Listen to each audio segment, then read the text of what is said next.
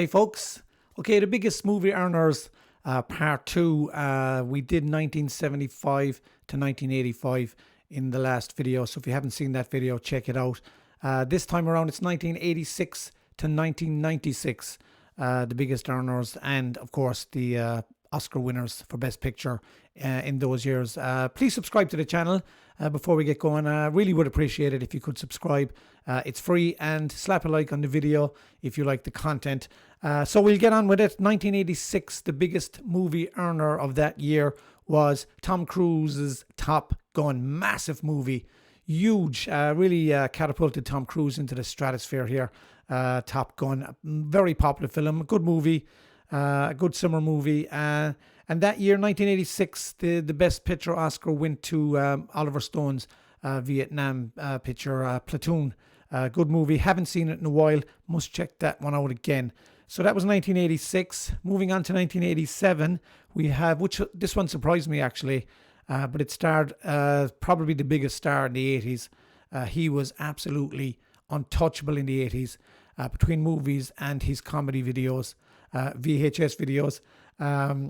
Beverly Hills Cop 2 starring Eddie Murphy. Absolutely huge in the 80s, Eddie Murphy. He could do no wrong, and he was absolutely hilarious in the Beverly Hills Cop movies.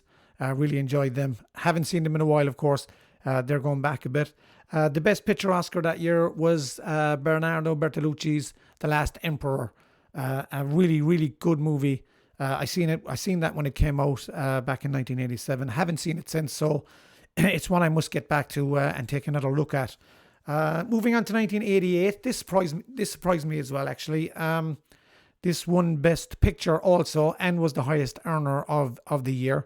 It was, of course, Rain Man, starring Dustin Hoffman and Tom Cruise. Great performances, directed by Barry Levinson. Brilliant performances by Tom Cruise and Dustin Hoffman.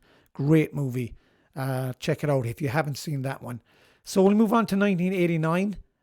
This movie was absolutely huge. The marketing for this movie was out of this world. It was just everywhere. You couldn't go anywhere when you saw billboards, badges, t-shirts, magazines. It was all over the place. Of course, I'm talking about Tim Burton's Batman, 1989, starring Michael Keaton and Jack Nicholson. Kim Basinger was the love interest in that movie. I have great fond memories of going to see that in the cinema when it came out. It was absolutely huge. I really liked it. I did a video on Batman Returns recently. Got a bit of stick for it because I don't think Batman Returns has aged well, and I really don't like Batman Returns. I think Batman 1989 is a great movie. I like it. It's got great moments in it. It's got great iconic moments in it. But I do not like Batman Returns. And I got a bit of flack for that. But that's a great thing about movies. They're subjective, each to their own. The best Oscar winner in 1989 was Driving Miss Daisy, starring Jessica Tandy and the great Morgan Freeman.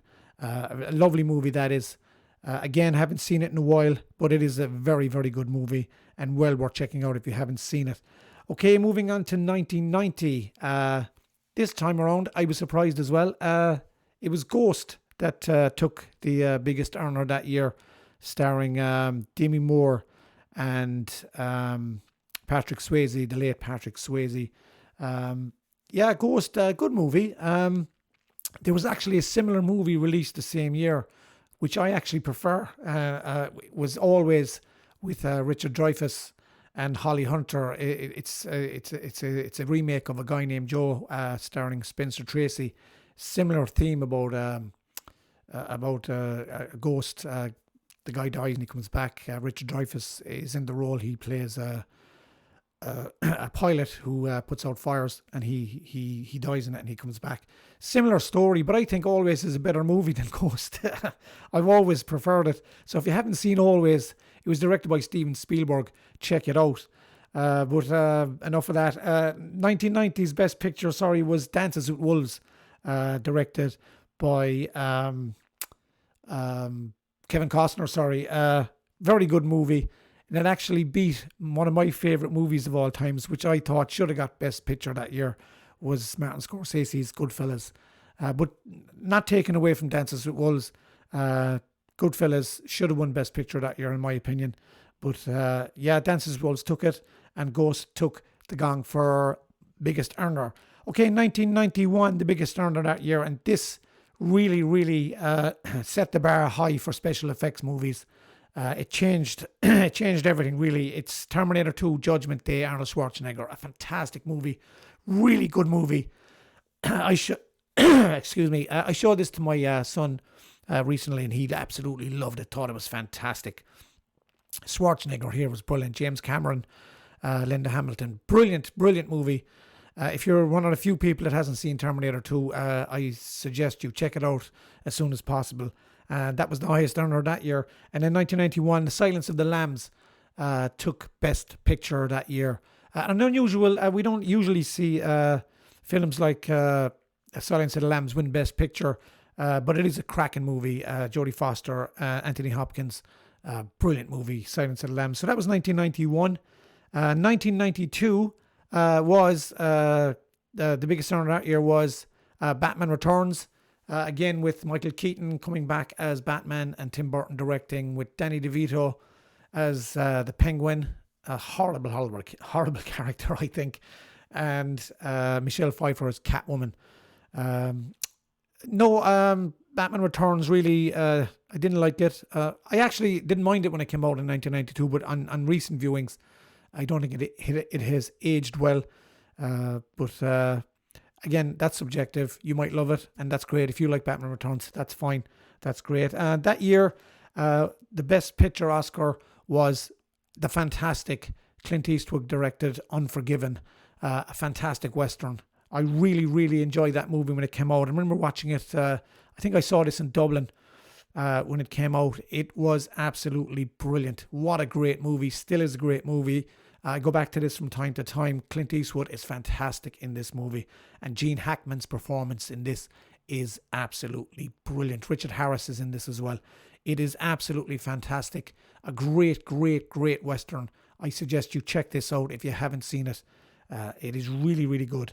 So moving on to 1993, and the biggest movie that year was the phenomenal Jurassic Park, directed by Steven Spielberg.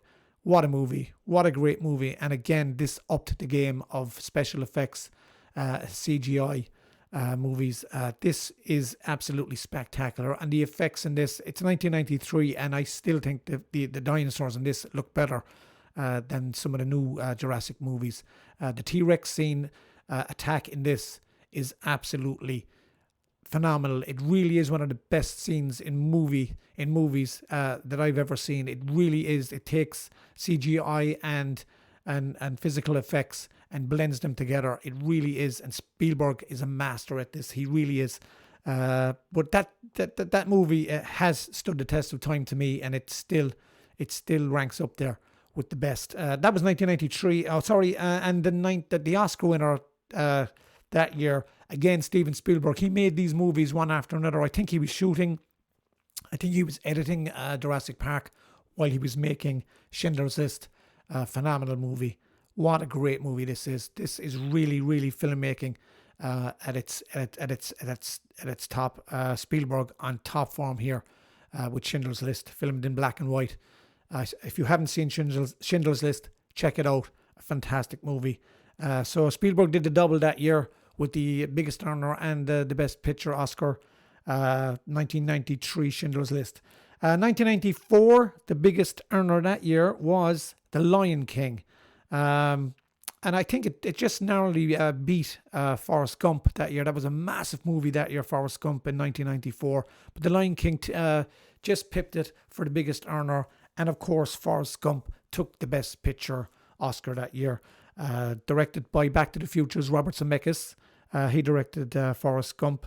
And also starred Tom Hanks, of course, who was fantastic and made that role his own. 1995, the biggest earner that year was Batman Forever.